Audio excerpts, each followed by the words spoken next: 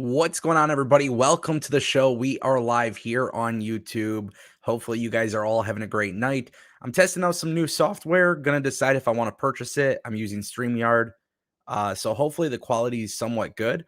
Don't know exactly what to expect, but just want to try some different stuff. I'll be able to throw up your guys' comments and super chats on the screen. If the stream goes well, I will purchase the software and I will use it going forward.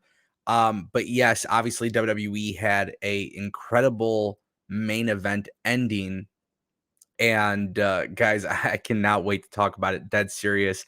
I'm super excited about it. We did get a super chat from Sam Piboon for $4.99. Sam says, "Do you know why The Rock was not at the Royal Rumble tonight? Did you know when The Rock will be? Do you know when The Rock will be back?" Sam, this is a freaking awesome question, and I'm glad we're jumping into this right away because I think there's a lot of questions surrounding The Rock, and I was very adamant based on the reporting. I kind of stuck with it, and I said, "Listen." There's reports saying that The Rock is not showing up, and then there was reports that The Rock was showing up. Me personally, I remained adamant that The Rock would show up because I felt like everything was smokescreen. Now, with that being said, The Rock did not show up tonight. I still think he comes back. I really do believe he comes back. I think that's something that 1,000,000% I stand by. They didn't have to do it tonight. It's not a big deal that they didn't do it tonight. I know a lot of people are going to be upset that it didn't happen tonight. But the main event with Sami Zayn finally turning on the Bloodline was some of the most beautiful storytelling WWE has ever had. And the best part is Jey Uso walking away.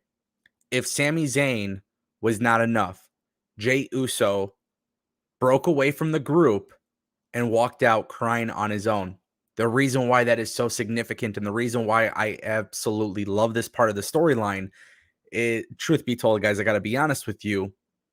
Jey Uso was the founding portion of the storyline here. If you go back 2 years ago, look at what Jey Uso had done on storytelling with Roman Reigns. He's essentially the reason why the Bloodline's even a thing. There was a really significant portion of the story there. Jey Uso walking away was absolutely mind-boggling to me. Sam Piboon, thank you so much for your super chat, brother. I appreciate it. We got another super chat from Tattoo Nick. Let's pull that up. Tattoo Nick dropped a $4.99 super chat. Man, you have to break this down for us. The show was 50-50. To me, no surprises really that would make me happy. This is a very fair criticism. This is a very fair criticism, and I want people to understand that, I do praise WWE and I do praise Triple H. This show was very 50-50 for me. I will not lie to you guys. I felt like, there was certain things that I liked about every single match, but there was things I didn't like tonight. And, as far as surprises go, we're all fans. We all fantasy book. We all kind of put into our head these different ideas based on rumors and everything that's out there. I think WWE did a really good job of highlighting their own talent, right? So one of the biggest cons here is that we didn't get a Forbidden Door entrant. We didn't get Great Muta. We didn't get Minoru Suzuki. We didn't get a Jay White. We didn't get Mickey James. We didn't get any real surprises. The upside to that, though, is the fact that WWE did, in fact, utilize their roster, which I like. There was a couple people in the Royal Rumble matches that I truly felt benefited, right? Dominic Mysterio was one of them. Gunther came in at number 1, made it to the final 2. He set a new record. Absolutely incredible performance. I thought he looked great. I thought a lot of talent looked good tonight. When you look at the Women's Rumble, Rhea Ripley, obviously due for a major push. That's been rumored for months. I've talked about it for months. Rhea Ripley comes in at number 1, ends the match as the winner of the Women's Royal Rumble. That was great. We saw Zoe Stark. We saw Roxanne. We saw Indy Hartwell. We saw the return of Nia Jax, which I'm going to get into that for a second as well, Tattoo Nick, because no surprises that would really make me happy. Nia Jax was one of them, and it's nothing personal against Nia Jax, but when you hear that WWE turns down signing Kylie Ray and they say, we don't have a spot for you on the roster, but then you bring back Nia Jax, to me, that is a concern. That is an issue for me. I won't BS you. That is an issue that I have because Nia Jax, she's going to fill a role within WWE, and that's cool, and you can do that, but you couldn't sign Kylie Ray because there's no spot on the roster. In ring ability, Kylie Ray, I would say, is way better. Character-wise, I would say Kylie Ray is a lot better. So to me, there were surprises, but they were surprises that I felt like weren't that impressive. Chelsea Green, I saw a lot of people on social media talk about this. Chelsea Green was somebody, who came back, got eliminated within like 4 seconds. I like it. I understand some people will disagree with that, but the reason why I like it is because she's going to have this new character where she's basically a Karen. Cool. It works. Storyline wise, it works. And that's one thing I really do want to point out tonight. A lot of what you saw in tonight's Royal Rumble pay-per-view was a lot of character development and a lot of storytelling. That's kind of all I saw. But of course, we'll break down more of that. Thank you, Tattoo Nick, for your super chat. I feel like we got a couple more super chats. So let's go through. Give me a second. Albert Ponce dropped a $5 super chat. He says, Albert Ponce dropped a $5 super chat, and he says, the main event saved the show. Both Rumble matches were good. The singles matches, not so much. I feel the men's match was good. All Raw SmackDown talent. Yeah, I'm pretty much in the same boat. And the thing is, when you look at the match, Dominic Mysterio in Judgment Day looking strong. To me, that's important, right? For some people, they don't care about storytelling and prolonging the story and developing the story. Lesnar coming in, causing destruction, and then getting eliminated rather quickly by Lashley gets me excited because I feel like there's more to that story. There's more that they can do. So for me personally, that does excite me. I won't bullshit you guys. I think that is absolutely incredible. And I think that is a really good thing for WWE to tell these stories in a Royal Rumble match. If you watch my videos on a daily basis, one thing I really, really wanted this year out of the Rumble was eliminations, prolonging stories, or creating new stories. And I do feel like WWE did that. But at the same time, too, Bray Wyatt versus LA Knight. And I tried warning people several months ago, and, I got insulted very heavily in the comments. But yeah, you book Bray Wyatt and LA Knight, and the buildup has been absolutely incredible. The storytelling has been absolutely incredible. The match was a squash match. It's a glow-in-the-dark match. It's a very gimmicky thing. This is Bray Wyatt's first return match, and it's a sponsorship thing. And you got glow-in-the-dark. Now, by the way, I thought Bray Wyatt looked absolutely great, to be honest. I thought he looked phenomenal. The paint and everything looked really dope. LA Knight's gear looked really dope. But at the same time, too, a squash match, I don't rock with that, personally speaking. I don't. Some people actually enjoyed it. I saw a lot of people on Twitter and they were like, hey, oh, this was cool. Okay, nothing wrong with that. For me personally, it just wasn't what I wanted from Bray Wyatt versus LA Knight. My biggest fear was putting LA Knight, the guy who can't really afford to lose, in a match. And then, by the way, he loses in a match. That's a gimmick match. That's a really weird gimmick match. That's an issue. The women's match, Bianca Belair and Alexa Bliss, again, it was always, I always believed that Bianca Belair was going to win. The idea is to further the story with Uncle Howdy and Alexa Bliss, but it's a short match. So, you can add the theatrics with Uncle Howdy. Me personally, I actually like that. I did like the Uncle Howdy and the Firefly Funhouse characters, on top, and, Uncle Howdy doing the coffin drop dive from the thing. That's cool. Like, I can rock with that. But at the same time, too, the match wasn't good, in my opinion. So I'm very 50-50 on the show. I thought the two matches, singles matches, were just not enough for me to care. And I'll be honest with you guys, after the Bray Wyatt match, I feel like that kind of sucked the life out of me. Because, yeah, I like the post-match shenanigans. Everybody's going to have their own personal taste. That was something I personally enjoyed. But everything else, was not that good. And I did not expect that. And I won't even bullshit you guys. At some point, I did even ask myself, I'm like, okay, is Triple H booking this or Vince McMahon booking this? And that's kind of where I had that issue. Albert Ponce, thank you so much for the $5 super chat. I appreciate you, brother. I know we got a couple more super chats. Hopefully you guys are all doing well. If you haven't clicked like on the stream, I'd greatly appreciate it. Ango Live is back. We'll be back for Raw, SmackDown, NXT. You guys know how we do it. AEW Dynamite. So make sure you guys stay tuned for that. By the way, just let me know, how is the stream looking quality-wise? Is it working? Are you guys buffering? Is it having any issues? I ask because I'm trying out StreamYard for the first time. Just want to make sure it's working correctly. I tried streaming last night after SmackDown and Rampage, and I had technical issues, and I literally sat here for an hour trying to fix it. So it was kind of problematic. We did get another super chat from our friend Andre Benson. Andre says, show was definitely 50-50, but that ending, man. And that's really what it comes down to. I felt like that ending was just so beautiful. Everybody was basically sitting on the edge of their seat waiting to see what happened. The match was great. The booking was great. You know, I personally felt like it went exactly the way it needed to go. But again, there was no Rock. And I see some people in Discord, they're kind of pissed off that The Rock wasn't there. And I understand that.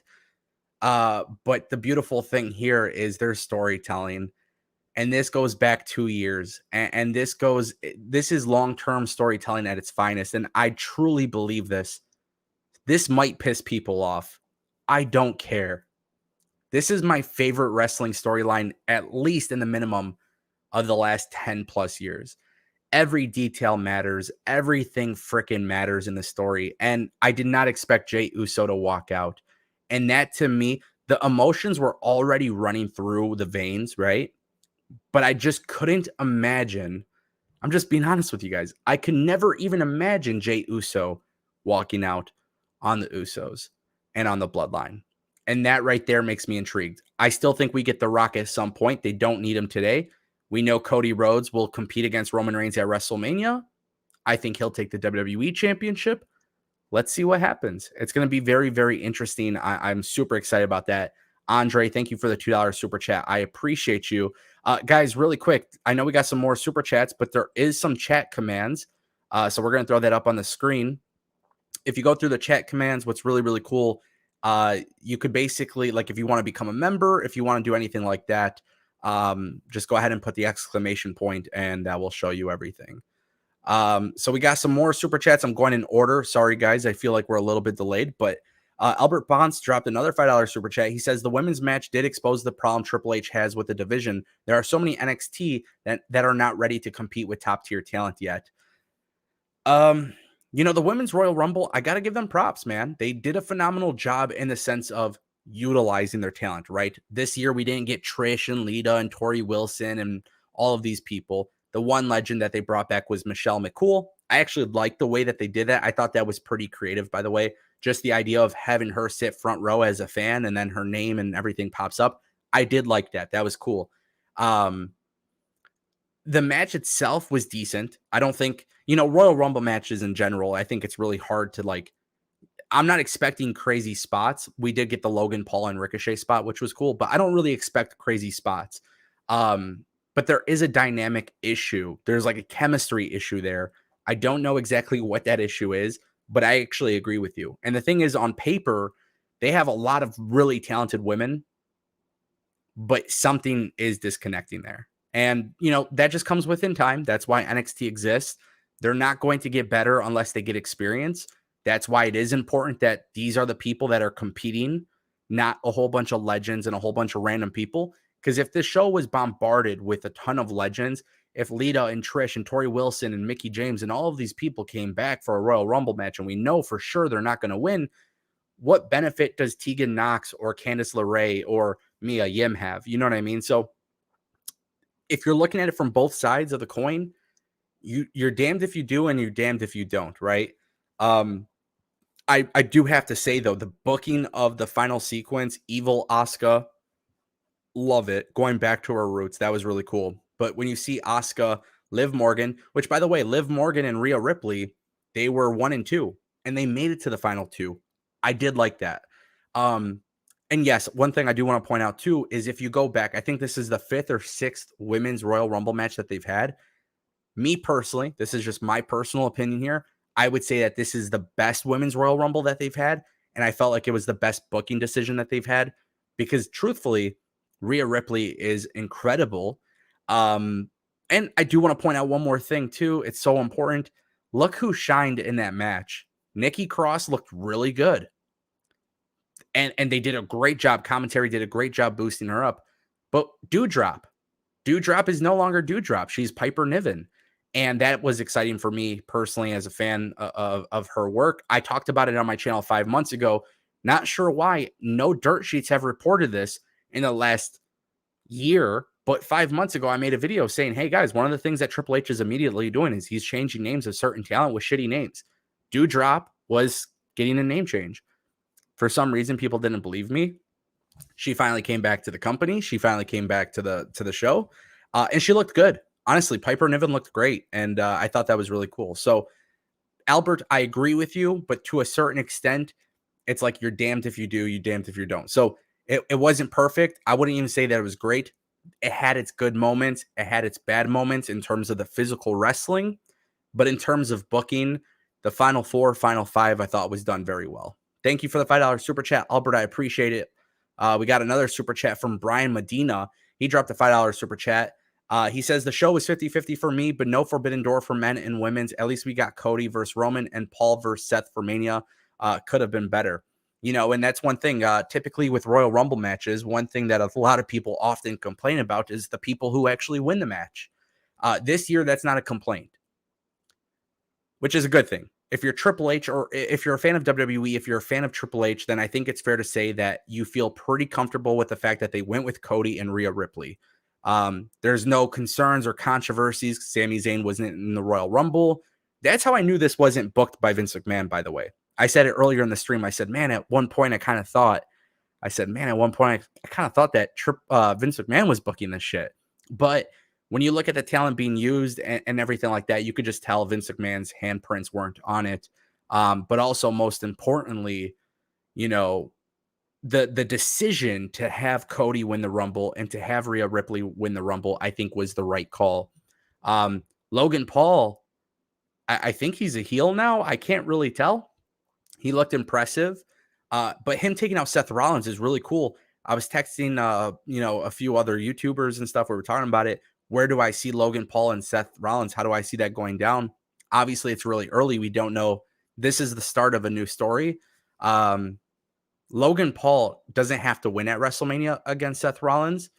So if I was WWE, I would have Seth Rollins beat Logan Paul. That's kind of how I see it. But yeah, Brian, I feel like you and I and everybody else in the chat kind of agree. It's a 50-50 show. It had some good, it had some bad. But we'll see what happens, right? Thank you for the $5 super chat, Brian Medina. I appreciate you. We got more super chats to go through. NPC 173 449. Both Royal Rumble matches sucked. I'm very disappointed, and I'm starting to lose faith in the product. And I think we're going to agree to disagree, right? I think this is, everybody's going to have their own preference. But for me, I look at the stories, right? I do. I look at stories, and to see Dominic Mysterio in the Judgment Day look incredibly strong, and to see Edge come back, and Edge was a return, but I didn't want Edge making it to the final 2 to put somebody else over. I wanted to see that story become something even bigger, and that's what they did. So everybody's going to have their own opinion on it, and that's totally cool. I'm not saying you're right or wrong. It just depends on what you're looking for out of your product. The Royal Rumble matches definitely created storylines, and it furthered storylines. And we got the results that I think most fans were looking for. I'm cool with that. Was I highly entertained watching it? No, I wasn't. I'm not going to sit here and be like, holy shit, it was a freaking incredible match, 5-star banger. No. But there was things I took out of it where I was like, okay, that was good. There was also things I took out of it where I thought that was bad. Like Lesnar getting eliminated by Lashley was really cool. But like I saw Karrion Kross get eliminated pretty early, and I was just like really weirded out by that. I was like, okay, that like not even a chance to look somewhat good, But then here's the funny thing, right? On the flip side to Karrion Kross not looking as strong, Gunther started at number 1, beat the record, and made it to the final 2. And one thing I have to point out, he and Cody Rhodes practically had a full wrestling match when they were in the bottom 2. And I like that because it was different from most years where it's like some weird ass elimination to end it. So, if you're losing faith in the product, I can't tell you what to enjoy or what not to enjoy. That's not my job here. My job is not to convince you to feel otherwise about a product. I try to analyze wrestling with logic and with character development and storytelling and all of these different things. And I feel like that was really something that they did a good job with tonight. But typically on WWE pay-per-view, since Triple H has taken over, one thing that Triple H has done incredibly well with is having good wrestling matches on the show. That was a big miss tonight. And, I got to tell you guys, if you want my honest opinion, I thought for sure Royal Rumble would be my favorite pay-per-view under Triple H, but I still hold very firm Extreme Rules and Clash at the Castle were incredible. And Royal Rumble, it wasn't. We have more pay-per-views to go. We'll see what the Triple H era brings us, but I was kind of shocked with that because I had a little bit higher expectations, and it didn't get necessarily right there. Thank you, NPC, for the super chat. I appreciate you. We do got some more super chats to get through, I believe, or maybe I'm wrong. Let's see. I'm trying to keep up with it. You guys are chatting like crazy. If you haven't clicked that like button, go ahead and do so. I'd greatly appreciate it. Let's see. I just got to keep scrolling. This chat is crazy. You guys are awesome. If you're not subscribed, by the way, make sure you click that subscribe button. I would so appreciate it. Give me a second, actually. I'm going to fix that. We did get another super chat from Andre Benson for $5. I'm an AEW fan, and the Bloodline storyline is my favorite wrestling storyline in wrestling right now. I'm so looking forward to what's next. And I think that's really important for WWE. You know what I mean? Honestly, when you look at what WWE has done in recent years, before Triple H took over, I think it was really hard to get excited about new storylines in WWE because you just didn't know where the storyline was going to go. And I really do hate saying this. I got to be honest. I do hate saying this, but I feel like that's one thing that WWE has done a fantastic job now is like, like WWE might not give it to you all in 1 month span. Honestly, like that's the truth. To be honest, I don't think like Triple H is like, hey, tune into Raw. And then you tune into Raw and then you get maybe like 2 minutes of Uncle Howdy. But then the next week you get 2 minutes of Uncle Howdy. And then the next Raw you get 2 minutes of Uncle Howdy. He's definitely not throwing everything at you right away. Some people like that. Some people don't. That's just the reality. But I totally get what you're saying, especially if you're a fan of AEW. A lot of people are telling me this. They feel like the Bloodline storyline is so good. And I don't blame people for thinking that. It really is good. And it's very meticulous and it's very detailed. And it's, it's an emotional thing. We have an emotional connection now to Sami Zayn because throughout the match, the camera angles, the commentary, Michael Cole has a conspiracy now on commentary and he's getting called out for it because of the way that Sami Zayn's reacting. These are little details that freaking matter, dude. And I tell people this all the time. WWE has nailed the little details. And that's really important. A comment that I just saw a few minutes ago, it's a little bit delayed, but Ryan actually threw up this comment. By the way, thank you, Andre Benson, again for the super chat. I appreciate you. Ryan threw up this comment. He said Raquel was looking great too. You can tell they're really making her a star. And that was another thing when you look at the women's division, and Albert kind of brought it up earlier with his super chat. There are certain talent that just aren't that great. And then you have somebody like Raquel, you have Nikki Cross, you have Piper Niven, and they do look good. So Ryan, thank you for your comment. I think that's a really good point. And yes, Raquel looked great. I'm really excited to see what they do, man. It's not perfect. The women's division is not perfect on paper. It has potential, but we'll see how that goes. NPC 713 dropped another super chat for $4.49. I didn't mind Cody winning, but I hated Rhea winning. I would have preferred Asuka to win again. So I actually picked Asuka in my prediction video. If you guys didn't watch my prediction video, I did predict that evil Asuka would win. We got evil Asuka. And again, she's back to her roots. Anybody who knows her history as Kana in Japan, then you know exactly what I'm talking about. I wanted Asuka to win. I'm not mad that Rhea won. She looked dominant. If she wrestles Charlotte Flair at WrestleMania, it's going to be an incredible women's match. If she wrestles Bianca Belair, it's going to be an incredible women's match. That's why I don't mind this. But one thing I will say, Rhea Ripley winning is huge. Does she stick with the Judgment Day until WrestleMania? And I would like to think yes. I would hope that's the case, but you just never know. But I do like what she's doing with Judgment Day. More specifically, I like what she's been doing with Dominic Mysterio. So I hope they could go into WrestleMania together. But I do kind of fear that WWE might not do that. I don't know. So that's just something I could kind of, mention. So Thank you, NPC, again for the super chat. Appreciate you. I feel like we got more super chats. Let's see. I'm scrolling and scrolling and scrolling.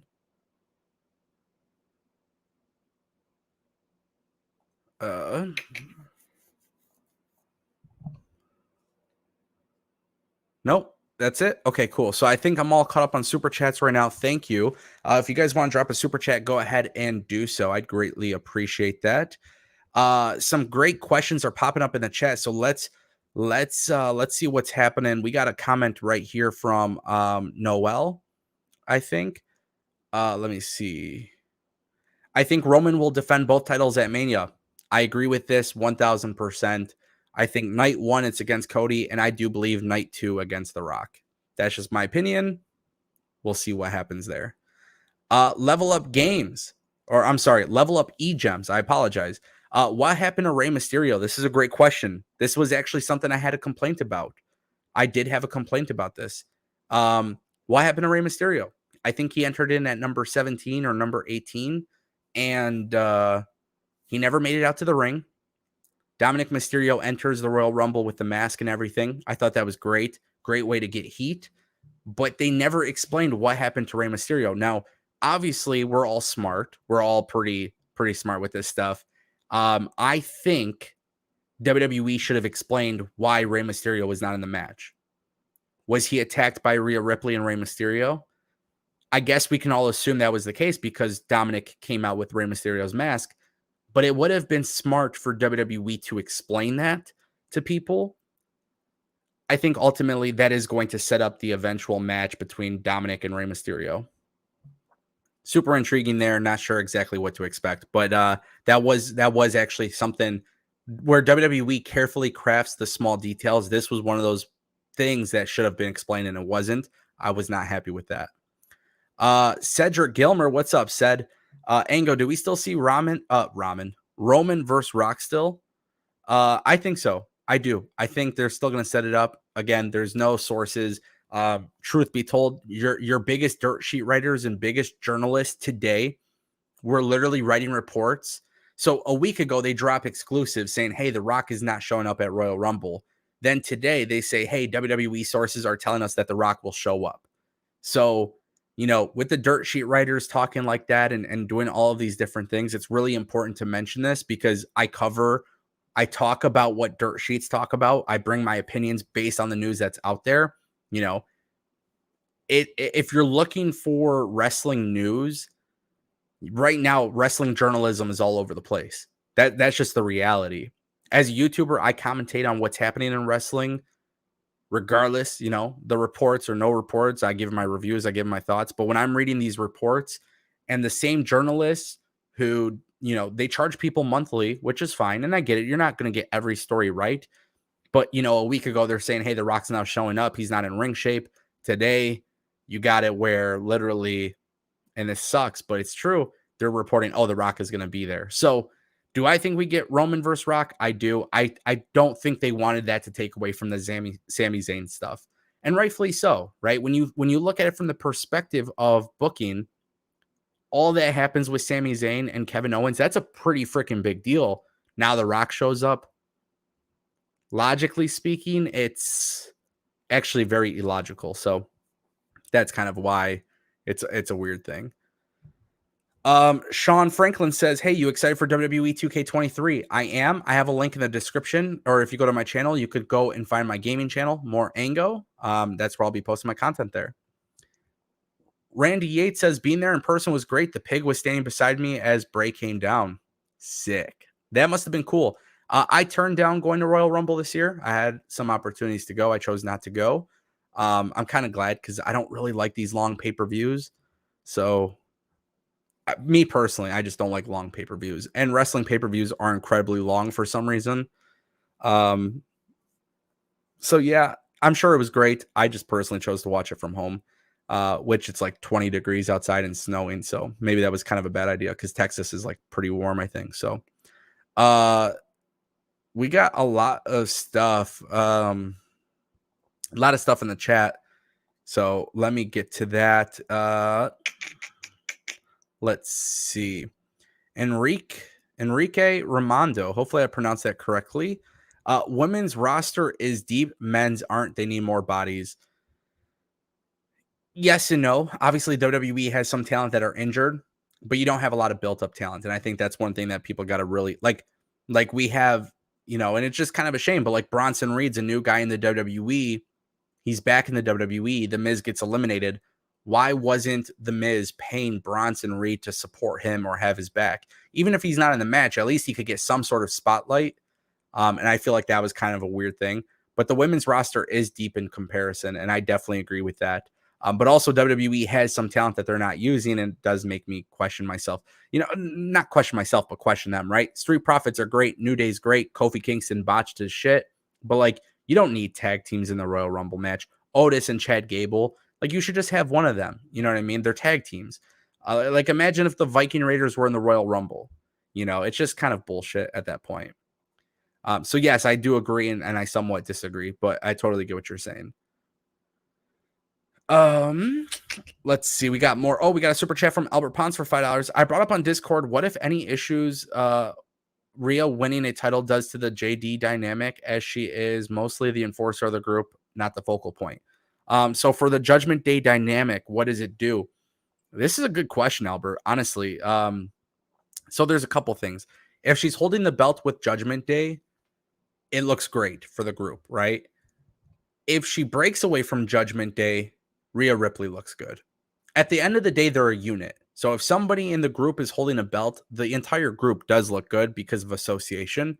So I think if she does win the title at WrestleMania and she's still part of Judgment Day, if she's still working with Dominic Mysterio, and as of this second, as of this moment, I do feel like it is, in my opinion, better for her to be with Dominic Mysterio in Judgment Day. That could change at some point, but we'll see kind of what that leads to. Does it change the dynamic of the group much? No. But let's say Finn Balor and Damian Priest and Dominic Mysterio are constantly losing and she's the winner, then it does. Then that could be an issue. So you want Judgment Day as a whole to be booked very strongly, and you want them to look good, which, if you follow my channel, obviously, Albert, I know you do. I have praised the Judgment Day ever since Triple H took over. He saved the group, in my opinion. So that's like some really cool stuff there. But I do look forward to seeing what they do, honestly, because I'm intrigued. And which title does she go after? Because what if she wins the SmackDown Women's Championship? What if she goes and competes against Charlotte? And then you have a situation where the Judgment Day are no longer with her because she's on SmackDown. That's one of the things to kind of keep in mind. Shout out to Albert Pons for another super chat. Appreciate you, brother. We got a lot of comments to go through. Guys, if you want to drop a super chat, go ahead and do so. It's definitely appreciated. Jeff Johnson, great comment. LA Knight is rambling rabbit. The reason for LA Knight losing, we're playing freaking fantasy booking here, okay? Fantasy booking.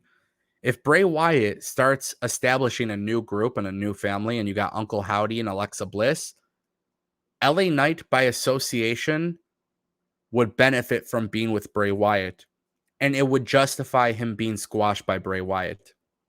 But again, this is fantasy booking. So if WWE doesn't have LA Knight associated with them, then no, this squash match is garbage, right? So, like, I didn't care for this match, right? But if you ever want me to change my mind on it, put LA Knight as Rambling Rabbit with the Wyatt family, or whatever they call it, the Wyatt Six or whatever. But this is a very interesting thing. That could be a good way to justify his quick loss. Otherwise, him losing like that is just ridiculous. Let's see. We got so much stuff out here. Thank you, by the way, Albert, for the super chats. Appreciate you, brother. At one point, we had 700 viewers. That's crazy. Thank you, guys. First stream back in a while, so I definitely appreciate that. So many comments. Let's see. Uzziah Smith. Shout out to you, Uzziah. Why did the Bloodline turn on Sami Zayn? Well, if you didn't watch it, I can't explain it to you. It's been culminating. It's a storyline that's culminated in the last 8 months, roughly 7 months, 6 months, 9 months. There's storytelling. There's so much storytelling and so many little details that have been involved. Sami Zayn did what was right, and that's what a babyface does. Sami Zayn was never meant to be in the Bloodline. He actually turned on the Bloodline, and then the Bloodline in turn retaliated. Tony Coco says Gunther and Dominic are the Rumble MVPs for men's. Piper, Rhea, Asuka, and Liv killed it. Absolutely, 1,000,000% agree with this, Tony. And then also, I do have to throw Nikki Cross in the mix because she looked incredible. But I definitely agree with this. I stand by this for sure. And honestly, I hate to say it, but Logan Paul again did a really good job tonight. Really good job. He came in. Him and Ricochet had that incredible spot. That was really dope. Level Up Egem says Liv Morgan was an underrated star in the women's match, and people are not pointing that out. No, it absolutely needs to be pointed out because of the fact that she's done so well. You know, from number 2 in the match to finishing in the starting at number 2 and then finishing the match at number 2. Let's see.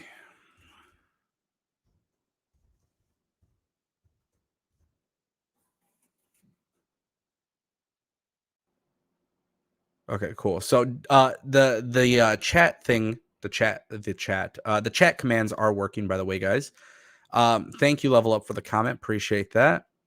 She definitely deserves credit. She looks good. Makes me glad to see that they're still using her.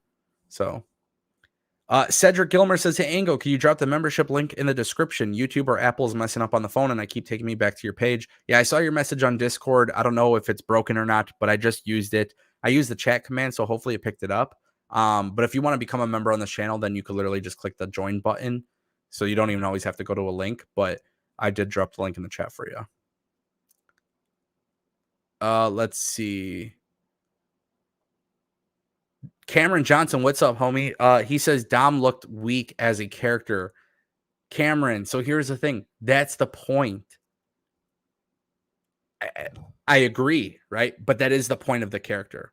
His character is supposed to be weak. He exaggerated a prison stay. The Miz exposes him and says the sources have said that he was there in a community or, a county jail for 24 hours. He goes into this Rumble, looks good. He has a couple good moments, but then things really pick up for him when the Judgment Day help him out, and that's why he's able to make it further. But then look at it from the perspective, right? And this kind of goes on to RDS's question. RDS says, what do you think of Edge's return? I actually love this. We had Beth Phoenix and Edge take out the Judgment Day, and then they brawled up the entrance ramp. So again, it's storytelling. But Dominic Mysterio is supposed to look weak when that happens. I don't expect Dominic Mysterio to be freaking, screwing over a whole bunch of talent and bombarding talent with crazy finishes and just eliminating a shit ton of talent. I don't expect him to be holding 20 championship belts. He is not in God mode like Roman Reigns. He's a very storyline, very character-driven superstar, and I do think that's important. But again, some people will disagree, and that's totally fine. But that's kind of how I see it. Let's see. We got so much in this chat. Well, you guys are killing it tonight with the comments. This is fun. Do you guys like this style more? Do you guys like this style of live streams where I could pull up the comments and stuff?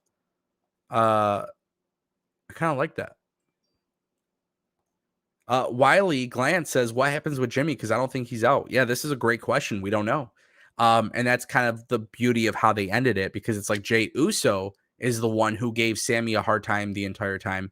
Jimmy was the one who was close with Sami. Now we've gotten to a point within this specific storyline where Jey Uso has Sami's back. He's the one leaving in tears, and Jimmy is the one who's going ballistic. I can't wait to see what happens on Raw and SmackDown. I can't wait to see what the storyline is here. I almost think this could be the end of the Usos as well after they drop the titles. Sami and Kevin Owens have to be winning the tag titles at WrestleMania. If they don't, I'd be shocked, but that's kind of how I see it. And Jaden seems to agree. He says Sami and KO new tag champions, and I definitely think that is. I think that is definitely the case. Shout out to Nightbot. Become a member and receive perks for supporting Ango on YouTube. So many great questions and comments, guys. I'm trying to get to it. The thing is, the chat is going so quickly, so it is kind of hard. Give me a moment. Where's the 2K23 trailer, bro? Go check my second YouTube channel.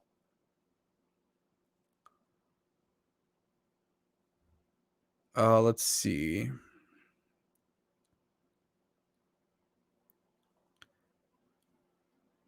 Noel Roland, hopefully I pronounced that correctly. Peacock kept freezing. I hope WWE leaves Peacock.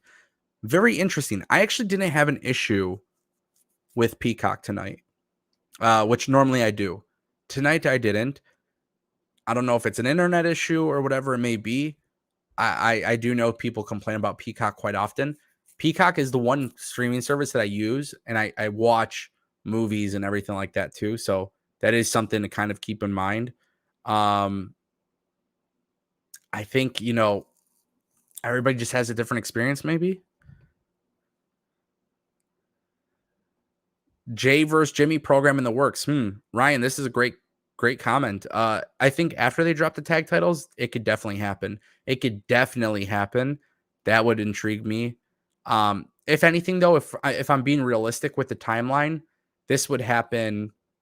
After WrestleMania, you get that first pay-per-view. I don't know, is it Extreme Rules or WrestleMania Backlash, or I don't know what it is for 2023, but I think it would be after that. Like if Kevin Owens and Sami Zayn wins the tag titles at WrestleMania, Usos will get a rematch at the next pay-per-view. They'll lose. Then you would see the split of the Usos if that were to happen. But I think this was the little what's the quote or what's the saying? This is the straw that broke the camel's back. I think that's what it is. That's kind of how I seen it for sure.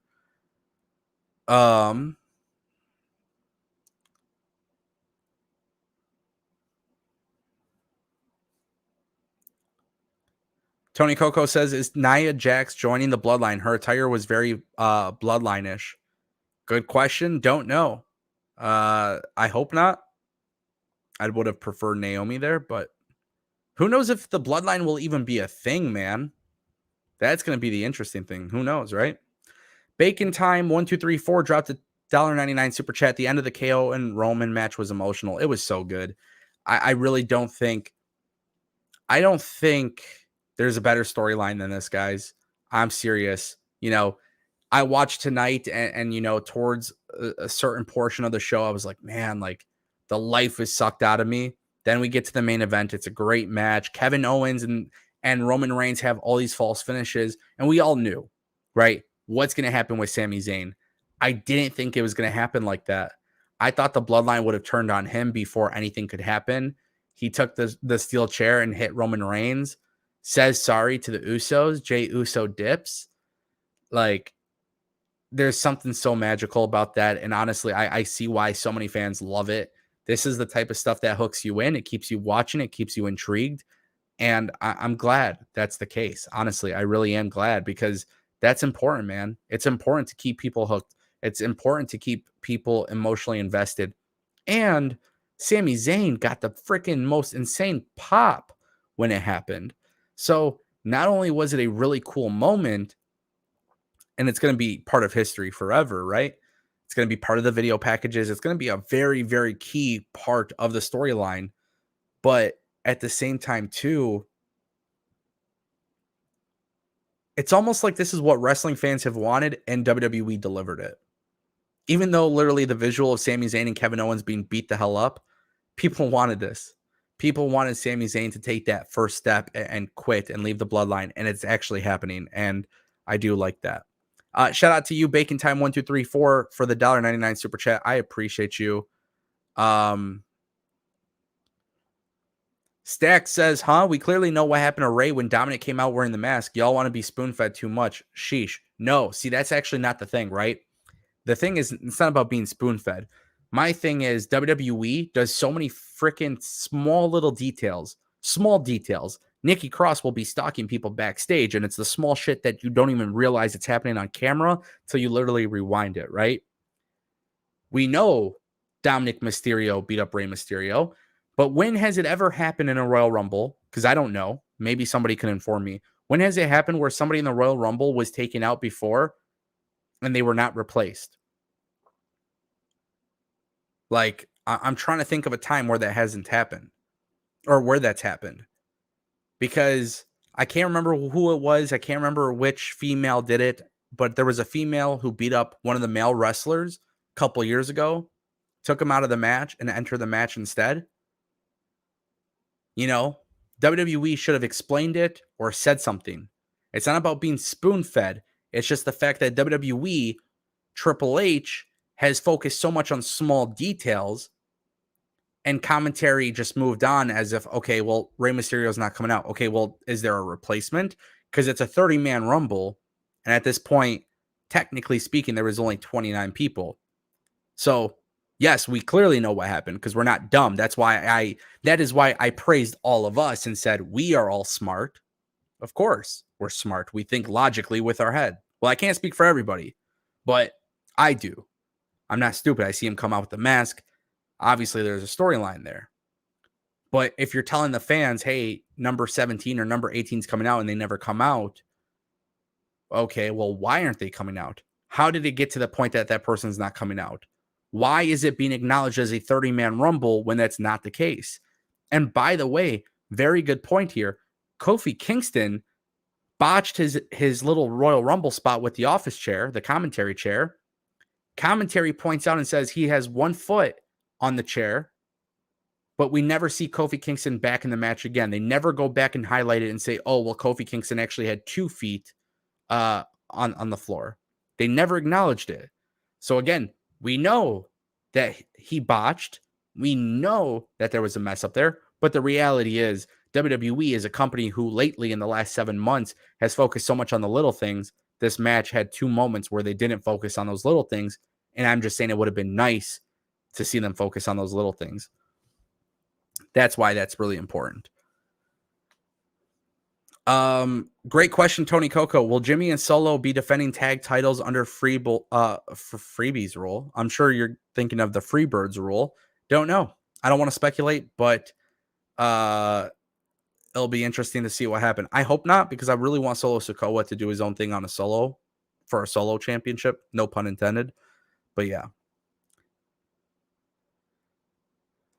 Laurice Johnson says, what about this WrestleMania match, Rhea versus Bianca for the Raw Women's Championship? I mean, me personally, I would prefer that. I think they would just have a really good match, honestly. And Bianca's been a great babyface. She really has. Some change needs to happen, and you could start with having Rhea Ripley be the heel who takes the belt. Right now, Charlotte's a babyface, and well, so is Bianca. So the people that hold the women's championship belts are both babyfaces. At some point, there needs to be a heel. Let's see.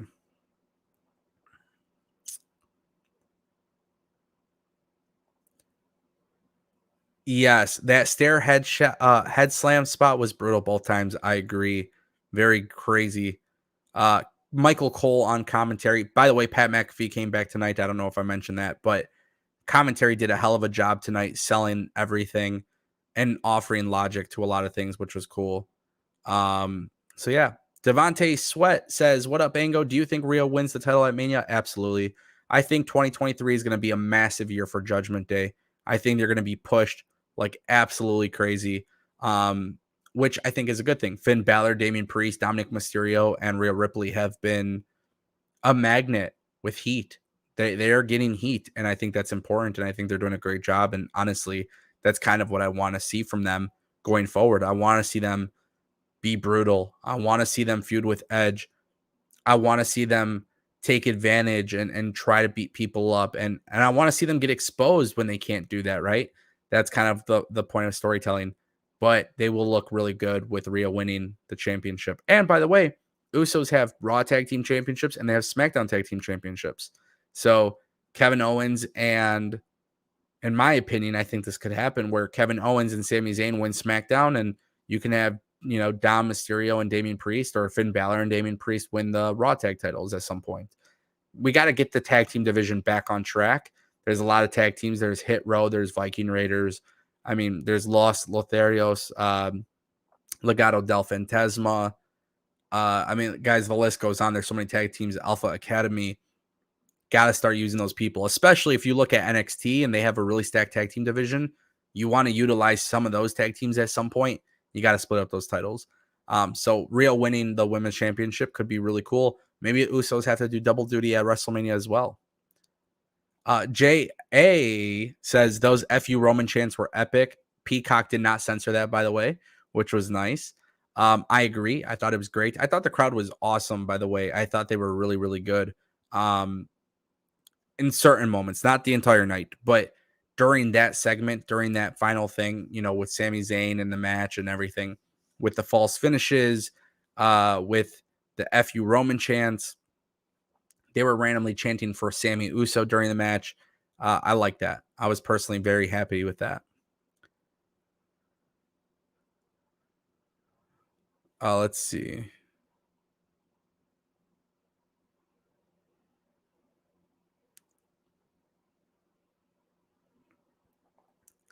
Kofi back-to-back botches. That is true. Last year and this year.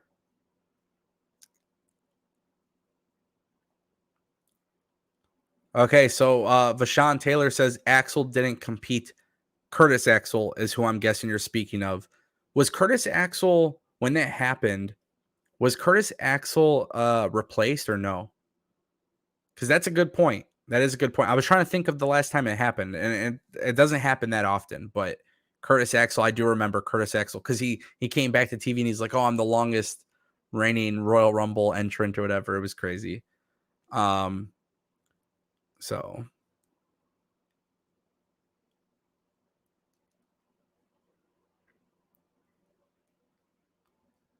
I'm trying so hard to keep up with your guys' comments. It's kind of difficult. But overall, it sounds like everybody's kind of like me. Like you kind of enjoyed the show and then you kind of didn't enjoy the show. So I feel like a lot of people are on the same page.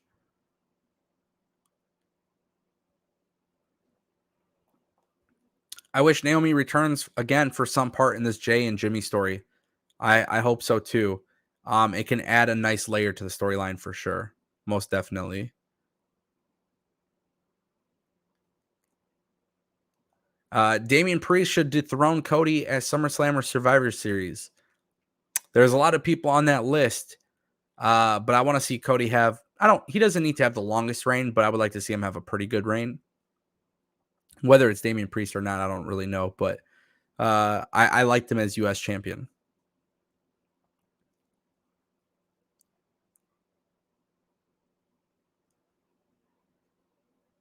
Let's see.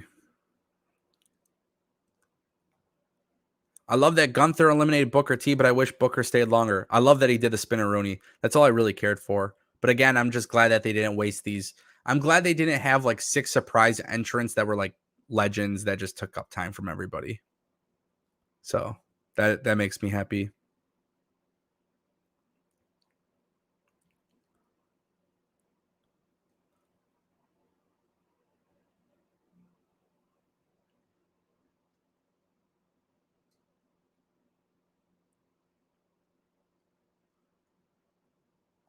Todd Crow says a lot of people will disagree, but I think the bloodline has run its course. Yeah, brother, I disagree with you. I'm sorry, man. I disagree. But the thing is, I disagree because there's so many layers to the story and they could take the story everywhere. But now this is like chapter 2, right? This is chapter 2 to the story. Now we're going to start seeing some different things transpire over time. And I don't want to say it's the downfall of the bloodline, but it's definitely the start to things getting a little bit messed up. I think we're going to see Roman Reigns hold a very lengthy reign. I think we see Roman headline WrestleMania 40 as champion. So you're not going to end the bloodline just yet, but you're going to start seeing layers to the thing that kind of interrupts the group. And I think that's, in reality, I think that's one of the things that a lot of people, I don't know if they're willing to be patient for that, but I am. Let's see. Am I the only one that knew that Rhea was going to win the Women's Royal Rumble? I mean, I think everybody kind of predicted Asuka or Rhea Ripley or Raquel.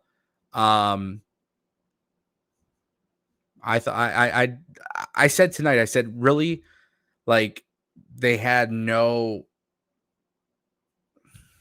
and this is not a lot of people are going to agree with me, and that's fine. But I didn't feel like they can make a wrong choice, right?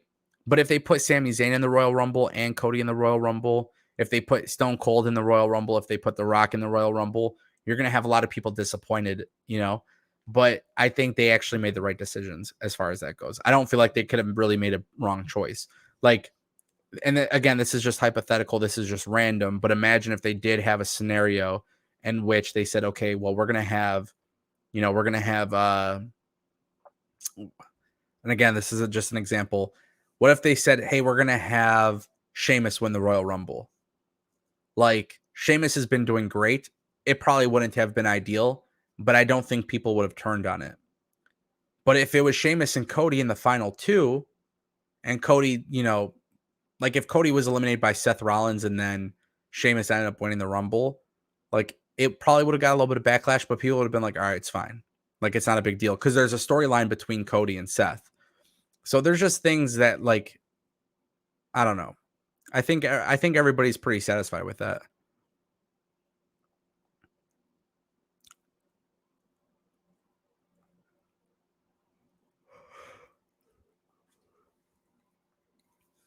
Bad Kid says, can't believe Cody won the Royal Rumble. I'm excited about it. I love it. I'm super geeked about it. It intrigues me 1000%.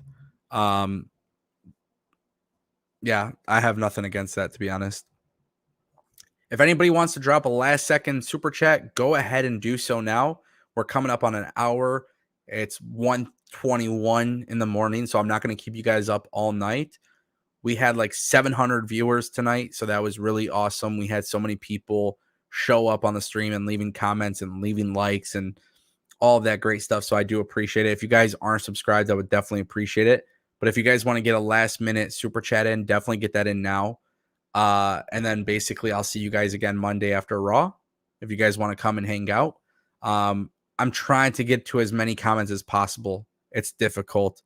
But if you guys like this style a little bit more from my previous live streams, I do like this because I could pull up your comments.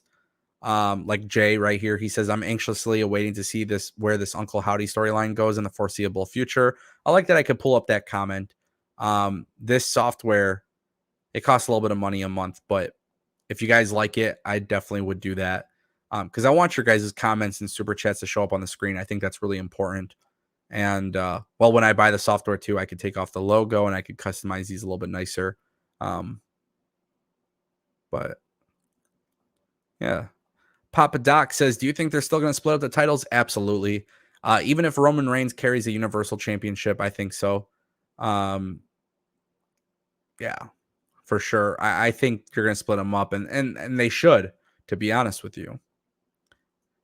Henry Martin says, any 2K23 news? Yes. Check out my second channel. I just posted the link in the chat. My second channel is a gaming channel. I'm actually going to be doing gaming live streams there too. So I'll play with you guys. We'll play like WWE and AEW and the wrestling code and whatever wrestling games you guys want to play. Or if you guys want to play Call of Duty and FIFA or NBA, we'll do a lot of stuff like that. But that's on the second channel. I just put the link in there. So if you guys are interested in that, that's where I'll be live. So this channel, I'll be live for like reviews, prediction shows, just whenever I feel like chatting wrestling with you guys, really. Live streams are going to become a daily thing. They used to be in the last year. I pretty much did it all the way from like January to July. Then I took a break. So yeah. Ace of Chaos, thank you for the $5 super chat. Lesnar getting mad at his elimination was fun to watch for everyone except for Corbin. Thank you for bringing this up because I almost forgot. Like Baron Corbin, like I love this man. Baron Corbin's the modern day wrestling god, and he got eliminated. And I just thought that was really well executed. But Brock Lesnar, and we're all wrestling fans, but I was watching this with people who aren't wrestling fans. And the one thing that was brought up was like, because it's cool. I think everybody knows the state of wrestling, right? Wrestling is scripted. It's, it's they wrestle to protect each other. They do these things, right?